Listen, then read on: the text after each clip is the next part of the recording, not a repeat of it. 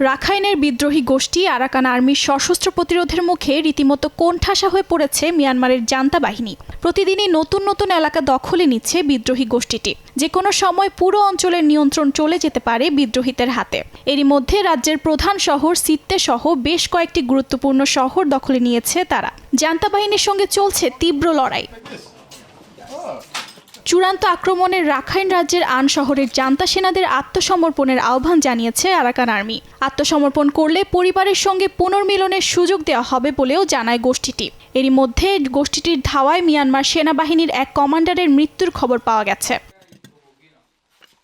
রাখাইনের পাশাপাশি কারেন রাজ্যেও বিদ্রোহীদের সঙ্গে জান্তা সেনাদের চলছে তীব্র লড়াই। এর মধ্যেই রাজ্যের মানেরপ্লো অঞ্চল পুনর্দখলের দাবি করেছে কারেন ন্যাশনাল লিবারেশন আর্মি। জানা গেছে ৩০ বছর আগে ওই অঞ্চলটিতে গোষ্ঠীর সদর দফতর ছিল।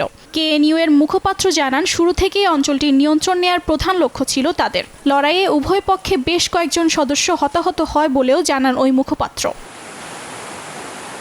এদিকে মিয়ানমারের চলমান সংকট সমাধানে করণীয় ঠিক করতে থাইল্যান্ডে শুরু হয়েছে আলোচনা। এতে চীন, ভারত সহ প্রতিবেশী ৬টি দেশের প্রতিনিধি অংশ নিয়েছে বলে জানায় বার্তা সংস্থা রয়টার্স। বৃহস্পতি ও শুক্রবার পরপর ২টি বৈঠক হওয়ার কথা রয়েছে। প্রথম বৈঠকে অংশ নেবে চীন, ভারত, বাংলাদেশ, মিয়ানমার ও থাইল্যান্ড। দ্বিতীয় দফার বৈঠকে যোগ দেবে ইন্দোনেশিয়া ও মালয়েশিয়া। অর্জিতা শাহজিন, সময় সংবাদ।